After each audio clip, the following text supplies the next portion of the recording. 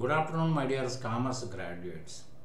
అకౌంటెంట్గా job చేయాలనుకున్న వాళ్ళకి ప్రత్యేకించి ప్రాక్టికల్ ఎక్స్పోజర్ ఉంటే మాత్రమే మీరు సరైన అకౌంటెంట్ పోస్ట్ వస్తుంది. తర్వాత దాంట్లో ఒక భవిష్యత్తు మీకు కనిపిస్తుంది. ఏదో టాలీ నేర్చుకునో, ఫోకస్ నేర్చుకునో, వింగ్స్ నేర్చుకునో, మీరు మామూలుగా ఇన్స్టిట్యూట్ పరంగా నేర్చుకుని మీరు జాబులకు వెళ్తే ఖచ్చితంగా మీకు డాటా ఆపరేటర్ ఉద్యోగమే వస్తుంది. వేరే ఉద్యోగం వచ్చే అవకాశం లేదు. కారణం ఏంటంటే మీరు నేర్చుకునేది ఎడ్యుకేషన్ వెర్షన్ మీద నేర్చుకుంటారు. ఎడ్యుకేషన్ వెర్షన్లో డేట్లు మారడం కానీ, తప్పప్పులు మిమ్మల్ని మీ దృష్టికి తీసుకురావడం కానీ ఆ ప్యాకేజ్ వల్ల కాదు. అన్ని ఆప్షన్స్ ఉంటాయి, కానీ డేటే మారినప్పుడు మీరు తప్పు చేశారో ఒప్పు చేశారో ఎలా తెలుస్తుంది? తర్వాత కూడా ఇంకోటి ఏంటంటే, మన దరిద్రం ఏంటంటే ఇంటర్మీడియట్లోనే కామర్స్ స్టార్ట్ అవుతుంది. ఇంటర్మీడియట్లో ఎక్కడా కూడా డెబిట్ క్రెడిట్ ఎంట్రీస్కి ఎక్కడా కూడా ఇంపార్టెన్స్ ఉండదు. ఎక్కడా కూడా బిజినెస్ అంటే ఎలా ఉంటుంది, ఏ బిజినెస్ని ఎలా ట్రీట్ చేయాలి, దాని reports, balance sheet, profit and loss account ఎలా మనం జనరేట్ చేయాలనేది ఎక్కడా కూడా మీరు చదువుకున్న కాలంలో ఇంటర్మీడియట్ కానీ, డిగ్రీ కానీ, పోస్ట్ గ్రాడ్యుయేషన్ కానీ, ఈవెన్ సిఏలో కానీ ఎక్కడా కనపడదు. ఎప్పుడైతే కనపడదో మీరు ఒక సర్టిఫికెట్ సంపాదించడానికే మీ కృషి అంతా పనికొస్తుంది. సర్టిఫికెట్ వచ్చింది, కానీ మీకు అందరికీ బాగా తెలుసు, కేవలం సర్టిఫికెట్ తోటి మీకు ఏ రకమైన ఉద్యోగం రాదు. ఎందుకంటే మీరు ఎక్కడికైనా ఇంటర్వ్యూకి వెళ్తే మీకు అకౌంటింగ్ ప్యాకేజ్ వచ్చా అని అడుగుతారు. అకౌంటింగ్ ప్యాకేజ్ రాదంటే అకౌంటింగ్ ప్యాకేజ్ నేర్చుకుంటే అవకాశం ఉంటుందని అంటారు. అప్పుడు మీరేం చేస్తారు? అకౌంటింగ్ ప్యాకేజ్ నేర్చుకుంటే I will get a placement అనుకుంటారు, ఎక్కడో నేర్చుకుంటారు. నేర్చుకున్నప్పుడు కూడా మరి ఇది ఖచ్చితంగా నా జాబ్కు పనికొస్తుందా, రేపొద్దున నాకు దీనివల్ల ఉపయోగం ఉందా అనేది ఎక్కడా కూడా మీకు డౌట్ రాదు. దాంతో ఏమవుతుందంటే మీరు అకౌంటింగ్ ప్యాకేజ్ కంప్లీట్ చేస్తారు, మీరు జాబ్కి వెళ్తే మీకు ఒక డాటా ఆపరేటర్ ఉద్యోగం వస్తుంది. ఎందుకంటే మీరు నేర్చుకున్నా నేర్చుకోకపోయినా కూడా డాటా ఆపరేటర్ జాబ్ దొరుకుతుంది. అది కారణం ఏంటంటే అదే అకౌంటింగ్ ప్యాకేజ్లో మీ సీనియర్ అకౌంటెంట్ ఏం చెప్తాడు, ఇదేమో పేమెంట్స్లో వేయండి, ఇది రెసిప్ట్స్లో వేయండి, ఇది పర్చేజ్లో వేయండి, ఇది సేల్స్లో వేయండి అని చెప్పేసి అది మోసపోసినట్టుగా వేసుకుంటూ పోవడమే కదా. దాంట్లో రిపోర్టింగ్ ఎలా ఉంటుంది, అసెట్ అంటే ఎలా ఉంటుంది, లయబిలిటీ అంటే ఎలా ఉంటుంది, ఆఖరికి గ్రూపింగ్ ఆఫ్ లెడ్జర్స్ కూడా మీ మీద ఉన్న సీనియరే చేస్తాడు. అంటే అది కూడా మీరు డార్క్లో ఉండి ఉద్యోగం చేస్తారు.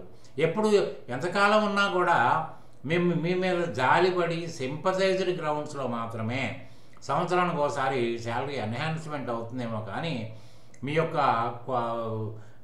ఎలిజిబిలిటీకి పట్టం కట్టడం అంటూ ఉండదు. It cannot be measured through your working style. అటువంటిప్పుడు మీరు ఎంతకాలం పనిచేస్తే మాత్రం ఏంటి? చాలామందిలో ఏంటంటే ఆ అకౌంటెంట్ జాబ్కి ఏమిస్తారు, అదే సాఫ్ట్వేర్ అయితే లక్షలు లక్షలు వస్తాయి. అకౌంటెంట్లు లక్షలు సంపాదించిన వాళ్ళు ఉన్నారు. అది ఎప్పుడైనా ఒకటి గుర్తుపెట్టుకోండి, ఒక మాట వినిన తర్వాత ఆ మాట నిజమా కాదని నిగ్గు తేల్చుకునే ప్రయత్నం చేయాలి. వ్యాపారం అయినా వ్యవహారం అయినా ఏదైనా అంతే తప్ప ఏదో ఎవరో మాట అన్నారు కాబట్టి ఇది నాకు పనికిరాదు కాబట్టి నేను సాఫ్ట్వేర్ సైట్ ట్రై చేస్తాను అనుకుంటే అటు సాఫ్ట్వేరు రాదు, ఇటు నేర్చుకున్నది వృధా అయిపోద్ది. కాబట్టి ఏంటంటే ఇవాళ ఎక్కడెక్కడి నుంచో వస్తారు, అన్ని ఏరియాల నుంచి. తెలుగు స్టేట్స్ అన్నీ కూడా 2 తెలుగు స్టేట్స్లో కాన్సన్ట్రేషన్ హైదరాబాద్ మీద ఉంది. ఎందుకంటే ఆంధ్రాలో ఎంప్లాయ్మెంట్ ఫెసిలిటీస్ అంతగా లేవు కాబట్టి. ఇప్పుడు ఏమవుతుంది, మీరు రాగానే మీరు ఎక్కడో అకౌంటింగ్ ప్యాకేజ్ నేర్చుకుంటారు, ఉద్యోగ ప్రయత్నాలు చేస్తారు, మామూలు ఉద్యోగం వస్తుంది. మీ హాస్టల్ ఫీజుకి, మీ మెయింటెనెన్స్కి సరిపడి ఉంటే మీరు అదృష్టం, లేకపోతే ఇంట్లోంచి తెప్పించుకోవాలని పరిస్థితి. ఇది దాదాపు అందరూ అనుభవిస్తున్న వ్యవహారం. కానీ ఇది ఎంతకాలం సాగనిస్తారు? సాగడం అనేది కష్టం. సో కెరీర్ పాయింట్లో కూడా మీ దగ్గర రిజిస్ట్రేషన్ తీసుకుని మంత్ శాలరీయో 1.5 మంత్ శాలరీయో మాట్లాడుకుని మీకు 3-4 ఇంటర్వ్యూస్ పంపిస్తారు. బ్యాక్ ఎండో ఫ్రంట్ ఎండో ఏదో ఒకటి జాబ్ ఇప్పిస్తారు. రేపొద్దున మీ వర్క్ స్టైల్ బాగోక, మీ యొక్క పెర్ఫార్మెన్స్ బాగోపోతే you will be kicked of from the office. దానికి మీరు అడగడానికి కూడా ఛాన్స్ ఉండదు. మరి ఇటువంటి ఇండెఫినెట్ వ్యవహారాన్ని మీరు ఎంతకాలం కొనసాగించగలుగుతారు? మీరు ఏదో హైదరాబాద్ వచ్చి ఉద్యోగం చేస్తున్నామనే ఒక్క మాట తప్ప మీకేమి ఇక్కడ మిగిలి పరిస్థితి ఉండదు. కాబట్టి నేను ఆలోచించింది ఏంటంటే, నాకున్న విశేష అనుభవాన్ని దృష్టిలో పెట్టుకుని సాత్వికి క్లాసెస్లో ప్రాక్టికల్ ట్రైనింగ్ ఇండియాలో నేను ఒక్కడిని మాత్రమని గర్వంగా చెప్పగలుగుతాను. ఎందుకంటే ఒరిజినల్స్ తోటి, అంటే మా దగ్గర క్లయింట్ డాక్యుమెంట్స్ ఉంటాయి, బ్యాంక్ స్టేట్మెంట్లు, పర్చేజ్ వోచర్స్, సేల్స్ వోచర్స్, ఇవన్నీ ఉంటాయి. కాబట్టి అసలు అకౌంట్స్ ఏ విధంగా తయారైతే మీరు అకౌంటెంట్ అనిపించుకోబడతారనేది తెలుసు. కాబట్టి ఆ విధమైన ట్రైనింగ్ ఇచ్చి పంపిస్తున్నాం.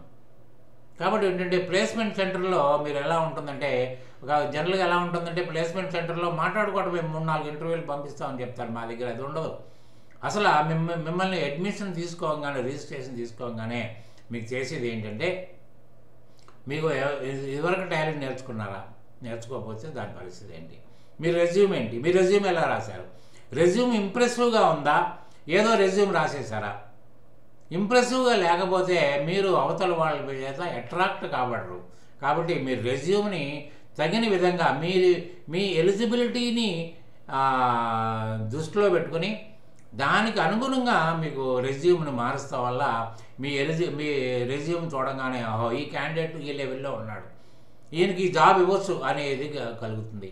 దాంతోపాటు ఏంటంటే, ఇప్పుడు మామూలుగా రెజ్యూమ్ చూసి మీకు ఎంత జీతం కావాలని అడిగే వాళ్ళతోటి ఒక తిప్పలు లేదు. కానీ ఉద్యోగం వస్తే తిప్పలే. ఎందుకంటే వాడు మీ క్వాలిటీ చూసి మీకు ఉద్యోగం ఇవ్వడు. ఏదో మాకు మనసు కావాలి కాబట్టి ఏదో లేదా మీకు ఎంత జీతం కావాలి అది ఇది అని అడిగేసి ఇచ్చేస్తాడు. దానివల్ల మీకు ఇబ్బంది ఉంటుంది. కానీ నిజంగా క్వశ్చన్లు వేసి మీ క్యాపబిలిటీని బయటకు తీసుకొచ్చి ఆ పరిస్థితి ఉన్న ఇంటర్వ్యూ అటెండ్ అయితే మీ లైఫ్ చాలా బాగుంటుంది. ఎందుకంటే ఒకవేళ ఆ ఇంటర్వ్యూలో మీరు ఫెయిల్ అయినా కూడా ఎందుకు ఫెయిల్ అయ్యారో మీరు విశ్లేషించుకుంటారు. ఆ దిశగా ప్రయాణం చేసి మీరు తెలియంది తెలుసుకునే ప్రయత్నం చేసి ఇంకొకసారి అటెండ్ అవుతారు. దానివల్ల మీకు జీవితంలో ప్లస్ ఏ ఉంటుంది తప్పితే మైనస్ ఉండదు. రెండోది ఏంటంటే, అసలు మీకు ఏ జాబ్ కావాలి, జూనియర్ అకౌంటెంట్ కావాలా, సీనియర్ అకౌంటెంట్ కావాలా, అకౌంట్స్ మేనేజర్ కావాలా, ఎవరు కావాలి అంటే మీకున్న క్వాలిఫికేషన్ ఏంటి, మీకున్న క్వాలిటీస్ ఏంటి, మీకున్న చురుకుతనం ఏంటనేది మేము అంచనా వేసి మీకు ఆ విధమైన కోర్సుని మీకు అలవాటు చేసి, అంటే మీకు ఎక్కడా కూడా ఎటువంటి ట్రైనింగ్కి వెళ్ళినా, అది ఎడ్యుకేషన్ ఇన్స్టిట్యూట్స్, కాలేజీకి వెళ్ళండి, కాంట్రాక్ట్కి వెళ్ళండి, మ్యానుఫ్యాక్చరింగ్కి వెళ్ళండి, ట్రేడింగ్కి వెళ్ళండి, ఎక్కడికైనా పోండి, మీకైతే జాబ్ వస్తుంది.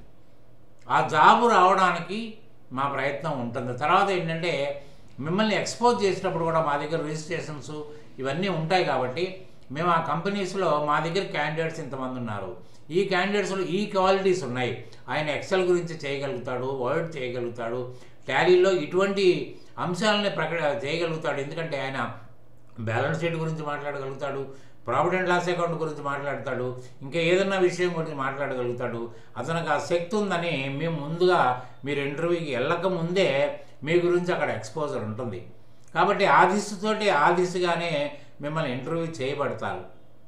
ఈ ఇంటర్వ్యూ కాకపోతే ఇంకో ఇంటర్వ్యూలో డెఫినెట్గా సక్సెస్ అవుతారు, మీరు సక్సెస్ అవ్వడానికి అవకాశం ఉంటుంది. కాబట్టి ఏంటంటే, ఎన్నో రకాలుగా ఎక్సెల్ అవసరం ఎంతవరకు ఉంది, వర్డ్ అవసరం ఎంతవరకు ఉంది, తర్వాత టాలీ అవసరం ఎంతవరకు ఉంది, టాలీలో మీరు ఏం చేయగలుగుతారు, టాలీలో మీ అంతటి మీరు ఇండివిజువల్గా అకౌంట్ ప్రిపేర్ చేసి దాని యొక్క రిజల్ట్ని మీరు ఏ విధంగా మేనేజ్మెంట్కి చెప్పగలుగుతారు, ఒక బ్యాంకర్కి చెప్పగలుగుతారు అనేది ముఖ్యం. అంతేగాని టాలీలో 4 ఎంట్రీ చేస్తే మీరు డాటా ఆపరేటర్ అయిపోతారు, మీరు అకౌంటెంట్ అనిపించుకోబడరు. అకౌంటెంట్ అంటే we skill to prepare the financial reports and can interpret the reports to the needy people.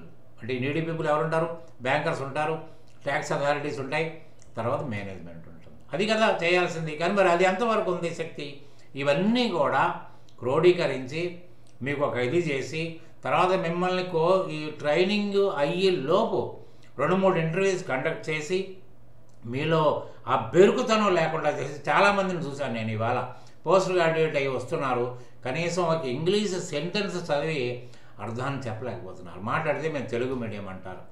Telugu medium అంటే రేపటి రోజున ఇంగ్లీష్లోనే అకౌంటింగ్ ప్యాకేజ్ ఉంటుంది, ఇంగ్లీష్లోనే బ్యాంక్ స్టేట్మెంట్ ఉంటుంది, ఇంగ్లీష్లోనే ఇంకెన్నో ఉంటాయి. మరి ఇవన్నీ ఏం చేస్తారు రేపొద్దున? కనీసం ఇప్పుడు ఏదో ఉద్యోగం వచ్చిందిలే అనుకుంటే మీకు నరకం స్టార్ట్ అయినట్లు లెక్క. సరైన ఉద్యోగం కోసం వెతుకునే ప్రయత్నంలో మా వంతు సహకారం ఉంటుంది.